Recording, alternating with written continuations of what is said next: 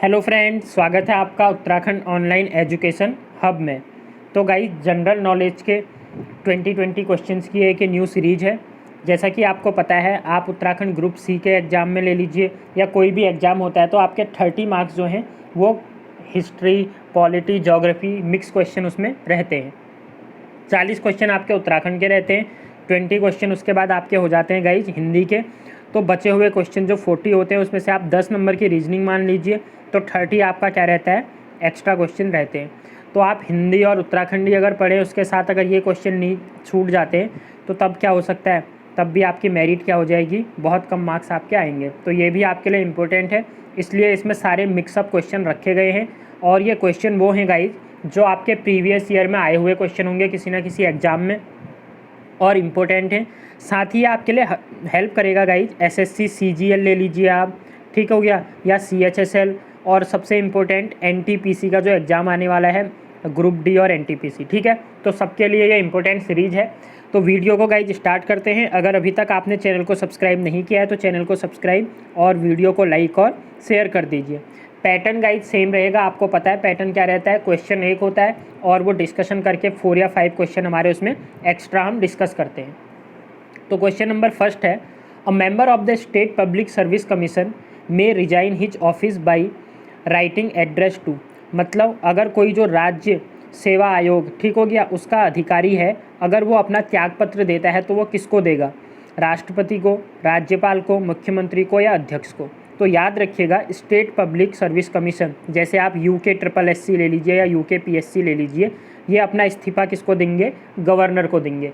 ऐसे ही अगर आपसे पूछे गाइज यूपीएससी का जो पदाधिकारी होंगे वो किसको देंगे, तो वो किसको देंगे, राष्ट्रपति को देंगे, ठीक हो गया। अब यहाँ पर बात आ रही है गाइज, देखिए अगर बात करें हम पब्लिक सर्विस कमीशन की, तो क्वेश्चन पूछता है आपसे पब्लिक सर्विस कमीशन की स्थापना कब की गई थी। तो याद रखिएगा 1926 में इसकी क्या की गई थी, स्थापना की गई थी पब्लिक सर्विस कमीशन की। फिर उसके बाद हमारा Indian act, government of Indian act आता है कब, 1935 वाला। उसमें इसका नाम क्या कर दिया जाता है, फेडरल पब्लिक सर्विस कमीशन। और उसके बाद स्वतंत्रता के बाद गाइज फिर ये क्या बन जाता है, यूनियन पब्लिक सर्विस कमीशन बन जाता है। अब पूछे आपसे यहाँ पर बात किसकी चल रही, देखिए आर्टिकल की अगर मैं बात करूँ तो पब्लिक सर्विस कमीशन का आर्टिकल आपका आता है 315 से लेके 323, ठीक हो गया, 323। और अगर पार्ट्स पूछे तो पार्ट है गाइज 14th पार्ट इसमें के अंतर्गत हमारा ये आते हैं। और अगर पूछे आपसे चेयरमैन जो होता है, ठीक है, अगर स्टेट पब्लिक सर्विस कमीशन के चेयरमैन की बात करूँ तो इनकी जो अवधि होती है गाइज या तो 6 ईयर होगी या फिर 62 ईयर होगी। और अगर आप यूपीएससी की बात करें जो सेंट्रल लेवल है तो वो 6 ईयर या फिर 65 ईयर। तो इतनी गाइज इन्फॉर्मेशन होगी इंपॉर्टेंट, ये आप याद रखिएगा, ठीक है। जब मैं ये प्रोवाइड करवाऊँगा गाइज पीडीएफ तो उसमें एक्स्ट्रा नोट्स में दे दूँगा आपको। देखिए ये पूरा रिटर्न में मैंने कर दिया है। और यहाँ से आपसे पूछता क्या है, देखिए ऑल इंडिया सर्विस कमीशन किस आर्टिकल के अंतर्गत लिखा गया है, तो 312 में ये आता है। Father of all India service commission किसे बोला जाता है, तो सरदार वल्लभ भाई पटेल। अगर पूछे फादर ऑफ सिविल सर्विसेज तो सिविल सर्विसेज के फादर बोले जाते हैं कॉर्नवालिस को, ठीक हो गया। चलते हैं नेक्स्ट क्वेश्चन पे। नेक्स्ट क्वेश्चन है, what is the chemical name of common salt, sodium bicarbonate, sodium hydroxide, sodium chloride या सोडियम सल्फेट। तो जो आम नमक होता है गाइज उसका जो रासायनिक सूत्र होता है वो क्या होता है, सोडियम क्लोराइड, NaCl इसे बोलते हैं, ठीक है। अब देखिए फर्स्ट ऑप्शन जो आ रहा है तो आपका इसका आंसर हो जाएगा guys option number C. First option को देखूं तो सोडियम बाइकार्बोनेट है। सोडियम बाइकार्बोनेट का फॉर्मूला होता है आपका NaHCO3। तो ये याद रखिएगा क्या होता है, NaHCO3 सोडियम बाइकार्बोनेट कहते हैं। और यही आपका क्या होता है गाइज, खाने वाला जो सोडा होता है उसका फॉर्मूला है। ऐसे ही अगर बोले Na2CO3 तो ये होता है सोडियम कार्बोनेट। और ये कौन सा वाला कार्बो है आपका, धावन सोडा कहते हैं इसे। सोडियम हाइड्रोक्साइड की बात करें तो सोडियम हाइड्रोक्साइड का फॉर्मूला होता है NaOH। और ठीक है, तो इतनी इन्फॉर्मेशन हो गई इसके साथ। चलते हैं नेक्स्ट क्वेश्चन पे। नेक्स्ट क्वेश्चन है गाइज, टोडा किस राज्य के आदिवासी लोग हैं। Todas are tribal people of which state. ठीक हो गया। तो ऑप्शन है आपके तमिलनाडु, कर्नाटका, आंध्र प्रदेश या महाराष्ट्र। तो गाइज ऐसे याद रखिएगा, देखिए टी से टोडाज, ऐसे ही टी से तमिलनाडु, तो तमिलनाडु आपका क्या हो जाएगा, राइट आंसर हो जाएगा। जो टोडाज है गाइज, ये आपके नीलगिरी माउंटेन है जो हमारा, ठीक हो गया, नीलगिरी पर्वत श्रेणी पड़ती है, वहाँ पर उसके आसपास ये रहते हैं। बात आ रही है नीलगिरी की, तो नीलगिरी क्या है, सबसे न्यू माउंटेन है हमारा इंडिया का। इसके आसपास ही कौन रहते हैं, टोडा। अगर तमिलनाडु की बात करूँ गाइज, तो यहाँ पर और जो जनजाति रहती है वो आती है, एक कोटा और दूसरी है कुरुम्बा, ठीक हो गया। ये दो जनजातियाँ कहाँ पर रहती हैं गाइज, हमारे तमिलनाडु में। अगर बात करें कर्नाटका की, तो कर्नाटका में कुरागा, ठीक है, कोरगा जो है जनजाति, ये हमारी कहाँ पर रहती है गाइज, कर्नाटका में रहती है। तो ये याद रखिएगा, देखिए के से के कर्नाटका, यहाँ ऐसे भी याद कर सकते हैं आप। नेक्स्ट अगर आंध्र प्रदेश की बात करें, तो आंध्र प्रदेश में बिल, ठीक हो गया, और दूसरी चेंचू, बिल और चेंचू जो जनजाति है ये हमारी कहाँ पर रहती है गाइज, आंध्र प्रदेश में रहती है। और महाराष्ट्र में जो है वो एंथ और बेघा, ठीक है, एंथ और बेघा ये हमारी कहाँ पर रहती है गाइज, महाराष्ट्र। तो ये हो गई इन्फॉर्मेशन। चलते हैं नेक्स्ट क्वेश्चन पे। नेक्स्ट क्वेश्चन है, what is the largest mountain range in the world. जो विश्व है, विश्व की सबसे बड़ी पर्वत श्रृंखला कौन सी है, द हिमालयाज, एल्प्स, एंड्स, ठीक है, उसके बाद एंडीज पर्वत श्रेणी या रॉकी माउंटेन। तो देखो, जब भी विश्व की सबसे बड़ी पर्वत श्रृंखला पूछेगा इज, ठीक है, पर्वत नहीं पूछ रहा, अगर पर्वत चोटी पूछेगा तो एवरेस्ट हो जाएगा, वो तो ठीक है, बट अगर पर्वत श्रृंखला पूछे तो आपका आंसर क्या हो जाएगा, एंडीज पर्वत श्रृंखला, ठीक है। अब क्वेश्चन क्या बनेगा कि जो है एंडीज पर्वत श्रृंखला है ये है कहाँ पर। तो देखिए, एंडीज पर्वत श्रृंखला आपकी पड़ती है साउथ अमेरिका में। एंडीज कहाँ पर पड़ेगी आपकी गाइज, साउथ अमेरिका। और साउथ अमेरिका में इस एंडीज के पास ही आपको मिल जाएंगे पंपास, ठीक है, पंपास घास के मैदान। बहुत पूछता है कि पंपास घास के मैदान निम्न में से कहाँ पाए जाते हैं, तो कहाँ पर पाए जाएंगे, साउथ अफ्रीका में पाए जाएंगे। हिमालयाज की बात करें तो हिमालयाज का सबको पता ही है गाइज, ठीक हो गया। इंडिया में क्या है, ओल्डेस्ट फोल्ड माउंटेन है, सॉरी न्यू फोल्ड माउंटेन है, न्यू फोल्डेड माउंटेन, वलित पर्वत कहते हैं आप जिसे, ठीक है, तो न्यू। अगर पूछे भारत का सबसे पुराना वलित पर्वत कौन सा है, तो पुराना वलित पर्वत में याद रखिएगा अरावली का नाम आता है। किसका नाम आता है गाइज, अरावली। सबसे नई श्रृंखला है, क्योंकि हिमालय जो बनाया वो न्यू श्रृंखला में आ जाता है, ठीक है, पुरानी अरावली।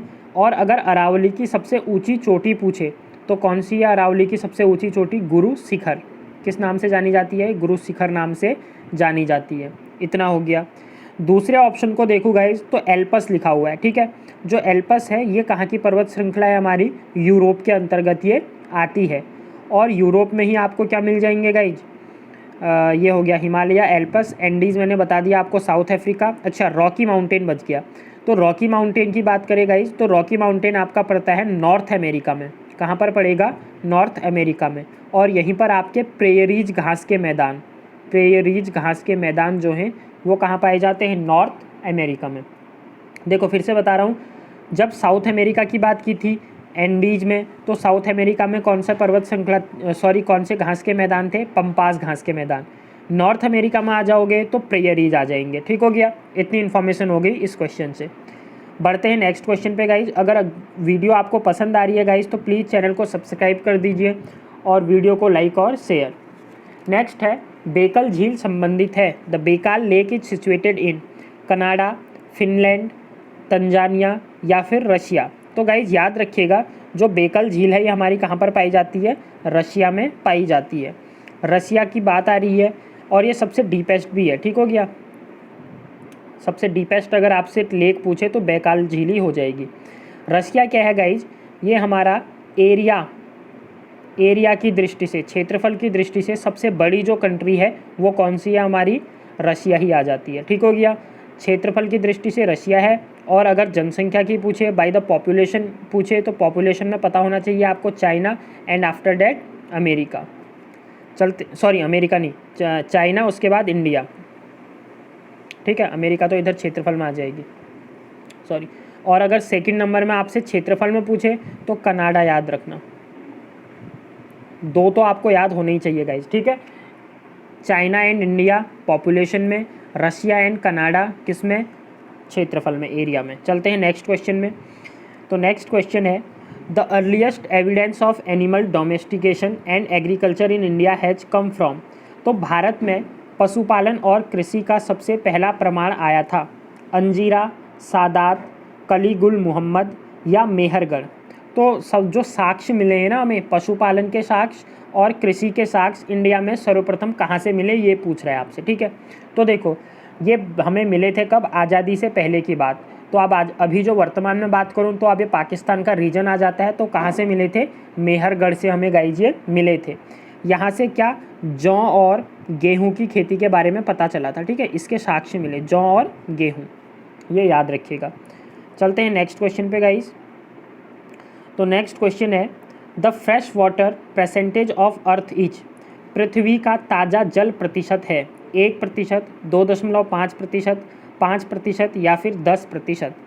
तो देखो अगर ओवरऑल में वर्ल्ड की बात करूँ, ठीक है, हमारे संसार में कितना, पृथ्वी में कितना प्रतिशत पानी है, 70%।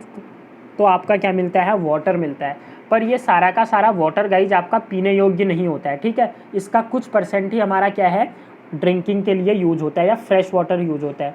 तो अब ये 70% है, तो बाकी का पार्ट कहाँ गया, तो बाकी पार्ट, ज़्यादा पार्ट जो है आपका वो ओशियन और बर्फ़ में, ठीक है, इसमें क्या हो है, ढका हुआ है इससे। अब ओशियन वाला तो हम वाटर पी नहीं सकते ना। तो फ्रेश वाटर में याद रखिएगा ओनली 2.5% वाटर जो है हमारा वो फ्रेश वाटर है, जिसे हम ड्रिंकिंग पर्पज़ में यूज कर सकते हैं। ठीक है, 2.5% ये आपका क्या हो जाएगा गाइज, आंसर हो जाएगा। चलते हैं नेक्स्ट क्वेश्चन पे। नेक्स्ट क्वेश्चन है on which date is India likely to experience the shortest day.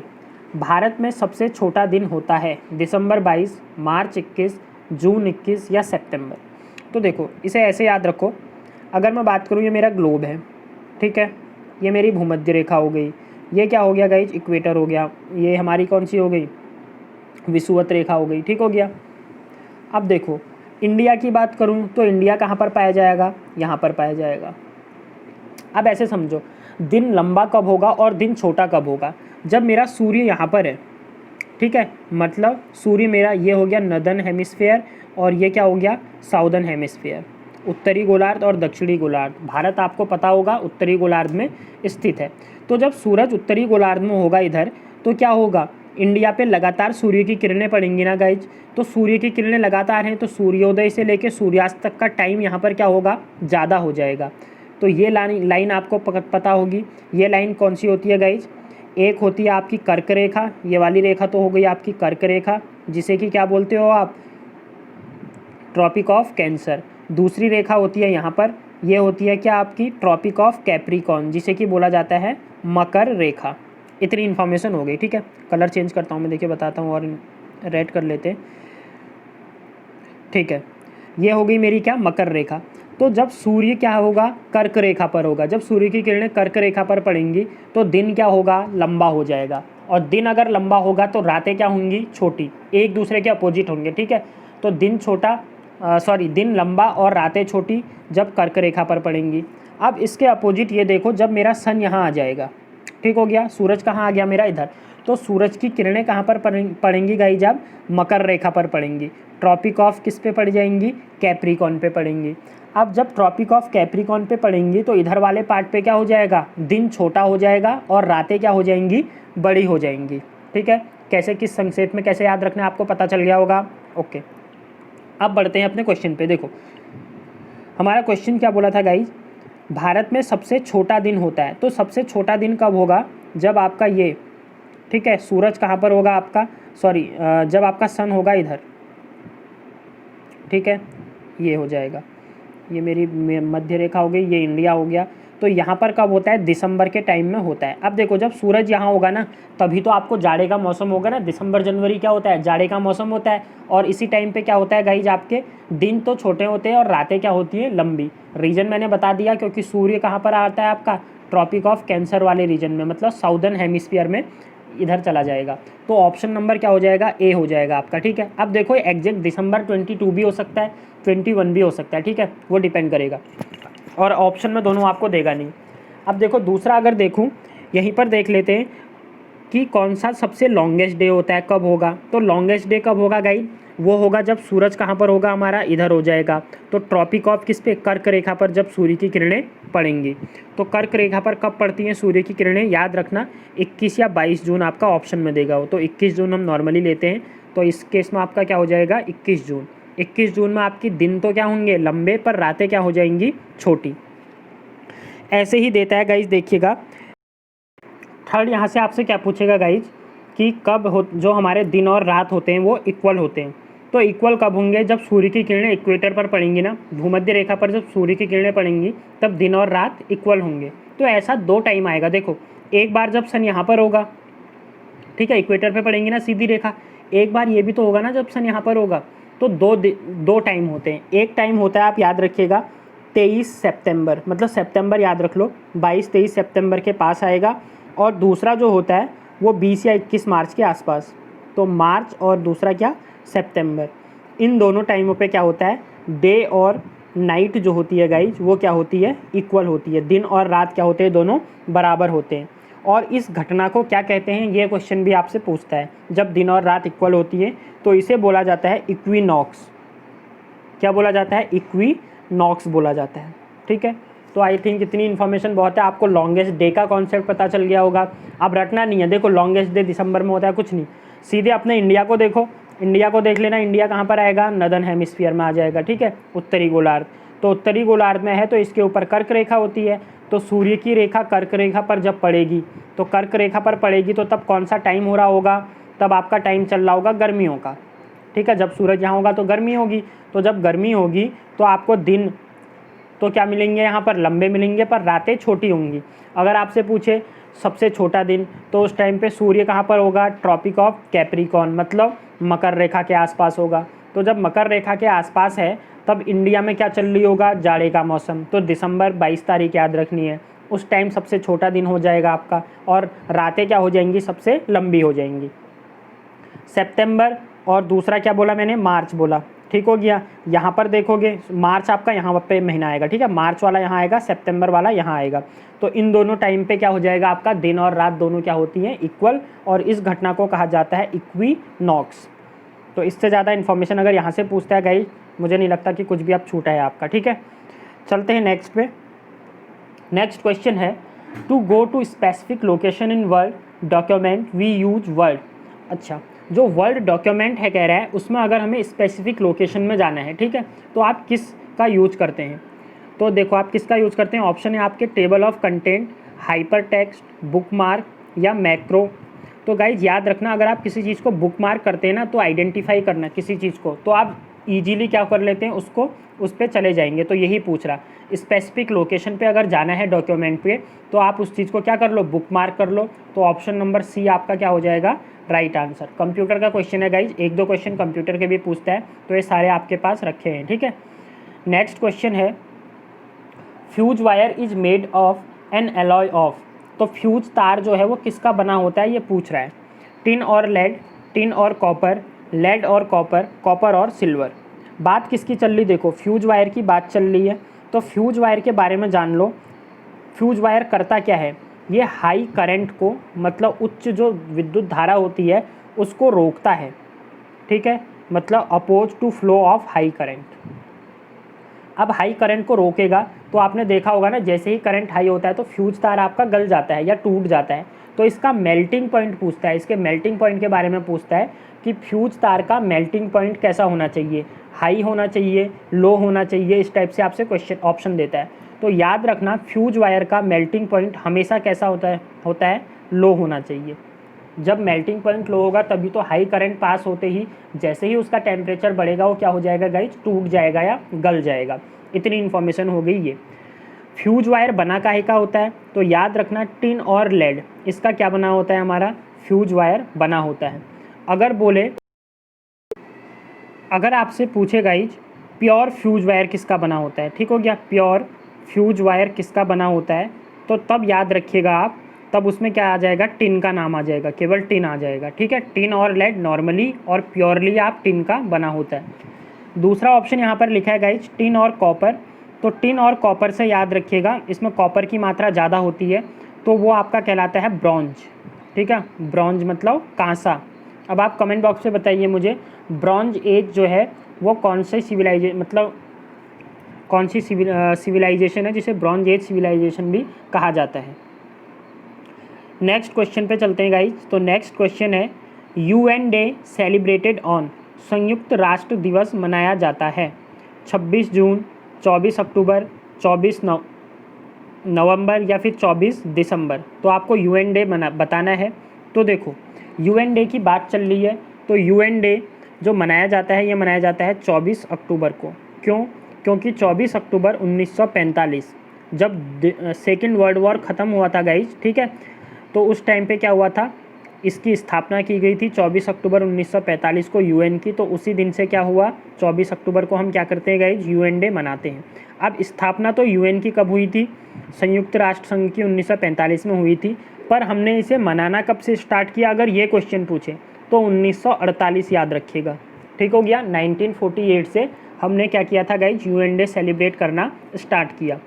और अगर बोले कि ये सुझाव किसने दिया, तो याद रखिएगा उस टाइम पे जो हमारे USA के प्रेसिडेंट थे, ठीक हो गया, FD रॉस बेल्ट, उन्होंने क्या किया था, ये सुझाव दिया था। हेडक्वार्टर अगर नॉर्मली देखें गाइस तो हेडक्वार्टर कहाँ होते हैं, UN के न्यूयॉर्क में आपको मिलेंगे।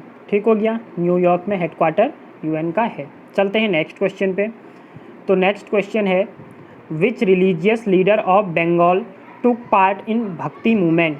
तो बंगाल के किस नेता ने भक्ति आंदोलन में भाग लिया था, ये आपको बताना है। कबीर, रामानुज, चैतन्य या जयदेव।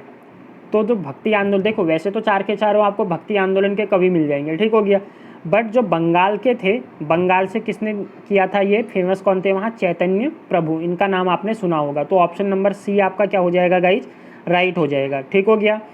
कबीर की बात करें गाइज, तो कबीर कहाँ थे, इन्होंने, ये आपके नॉर्थ इंडिया वाले पार्ट में आ जाएंगे। ठीक हो गया, जो उत्तर प्रदेश और इधर वाला पार्ट है। और अगर रामानुज की बात करें तो रामानुज इधर चेन्नई वाले पार्ट में फेमस थे। तो मैं सारे बता दे रहा हूँ आपको। ठीक हो गया। और अगर पूछे ये स्टार्ट किसने किया था, कहाँ से स्टार्ट हुआ था, तो साउथ से इसको स्टार्ट किया गया था रामानंद के द्वारा। ठीक हो गया, तो इतनी इन्फॉर्मेशन हो गई गाइज इससे। नेक्स्ट क्वेश्चन है हु रॉट रामचरितमानस। रामचरितमानस लिखी गई थी, तो रामचरितमानस के रचयिता कौन है ये बताना है आपको। ऑप्शन है कबीर, तुलसीदास, रामदास या फिर नानक। तो गाइज आपका आंसर क्या हो जाएगा, सबको पता है तुलसीदास जी के द्वारा लिखी गई है रामचरितमानस। ये क्या है, एक एपिक है जो कि किसमें है, जो राम के कर्मों पर लिखी गई है। ठीक है, भगवान राम के कर्मों के ऊपर ये पूरी की पूरी रचित है। नेक्स्ट क्वेश्चन पे चलते हैं।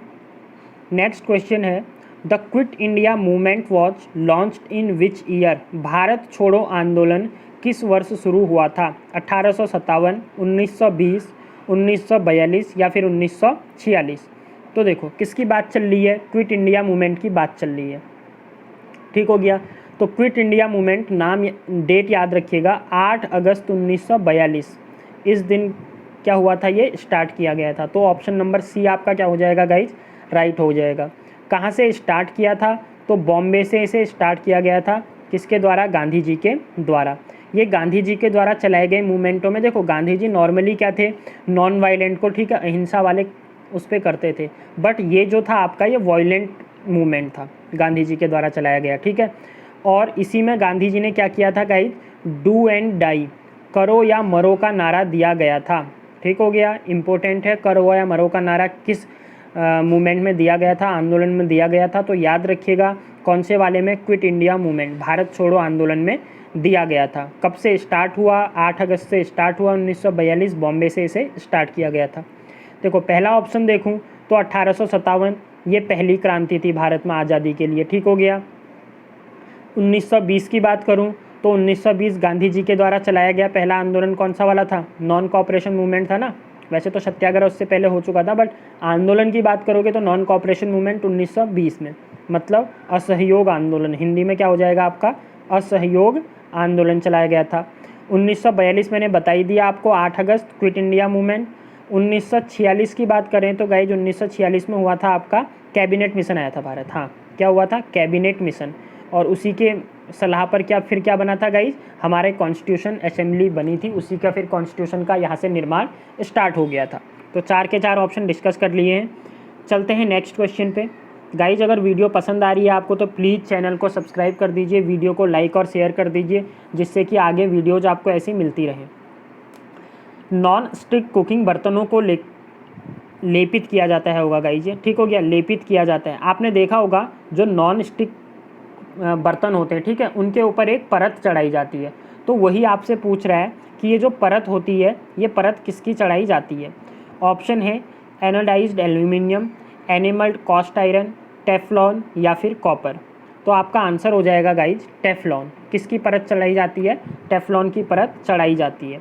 टेफ्लॉन से याद रखिएगा PTFE, ठीक हो गया, पॉलीटेट्रा फ्लोरोइथाइलिन, ये होती है इसकी फुल फॉर्म, यही होती है टेफ्लॉन में, ठीक है। चलते हैं नेक्स्ट क्वेश्चन पे। नेक्स्ट क्वेश्चन है guys, national museum of Indian cinema is located in which city. Option है दिल्ली, महाराष्ट्र, हैदराबाद या पुणे। तो गाइज जो नेशनल म्यूजियम ऑफ इंडियन है, ठीक है, भारतीय राष्ट्रीय संग्रहालय, इसका जो मुख्यालय है वो कहाँ पर स्थित है गाइज? महाराष्ट्र, मुंबई में क्या है स्थित है, याद रखिएगा। तो ऑप्शन नंबर बी आपका क्या हो जाएगा? राइट हो जाएगा। चलते हैं नेक्स्ट क्वेश्चन पे। नेक्स्ट क्वेश्चन है guys, the Bombay Chronicle and English language newspaper. तो सबसे पहली बात, ये इंग्लिश न्यूज़पेपर था लैंग्वेज का, ठीक है। ये किसके द्वारा प्रकाशित किया गया था ये पूछे तो देखिए ऑप्शन डायरेक्ट कर दिया है, इसमें ऑप्शन नहीं है, ठीक है। तो आपका आंसर क्या हो जाएगा guys? Firoz Shah Mehta, sir Firoz Shah Mehta. Option क्या हो जाएगा आपका? राइट हो जाएगा। चलते हैं नेक्स्ट क्वेश्चन पे।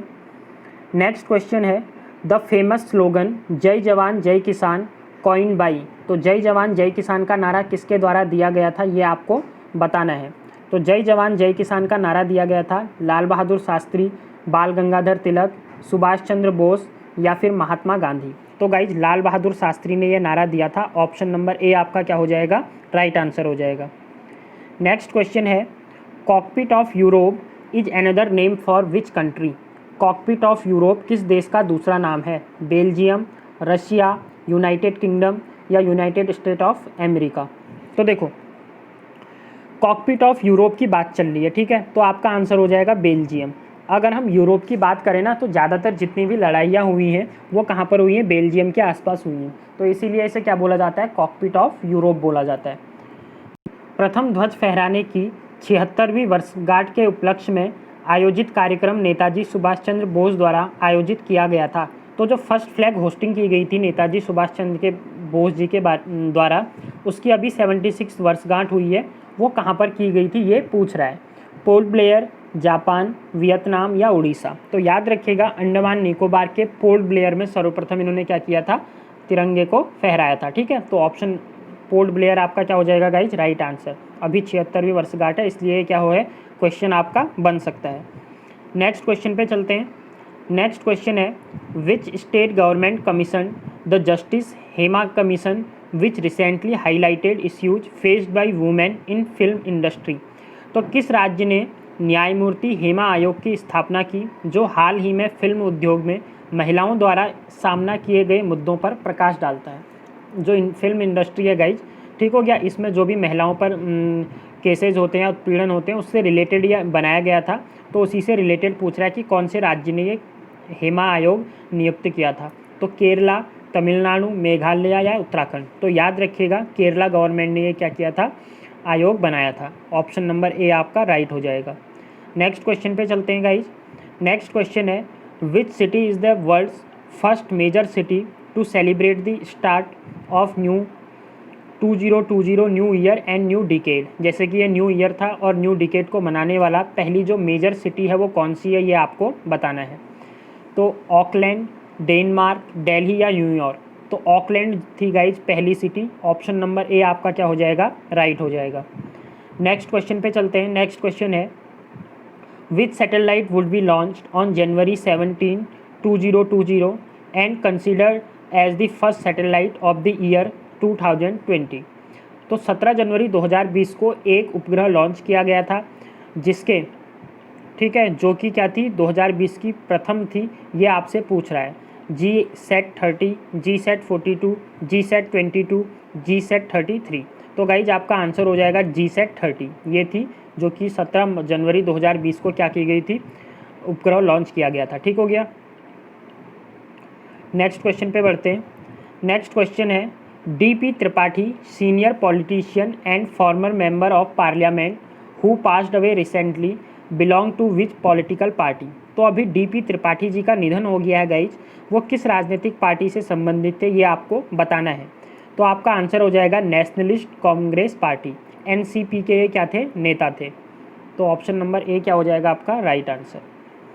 नेक्स्ट क्वेश्चन है, the new integrated helpline number of the Indian railways launch recently. तो अभी भारतीय रेलवे ने एक एकीकृत हेल्पलाइन नंबर लॉन्च किया, उसके बारे में आपको बताना है क्या है, 139, 140, 122 या 140। तो 139 अभी क्या किया था, इंडियन रेलवे ने एक नंबर लॉन्च किया था। तो ऑप्शन नंबर ए क्या हो जाएगा गाइज आपका राइट हो जाएगा। तो गाइज ये थी हमारी आज की वीडियो, आई होप कि आपको पसंद आई होगी। ऐसी ही अगर वीडियोज आपको और चाहिए गाइज तो चैनल को प्लीज़ लाइक और सब्सक्राइब कर दीजिए। इसी के साथ उत्तराखंड की सीरीज़ चल रही है, डेली 1 दरोगा की सीरीज, वीकली आपके कंप्लीट 100 क्वेश्चन का सेट करवाया जाता है गाइज संडे को, वो भी आप ज्वाइन कर सकते हैं। तो मिलते हैं न्यू वीडियो के साथ, तब तक के लिए thanks, bye, have a good day.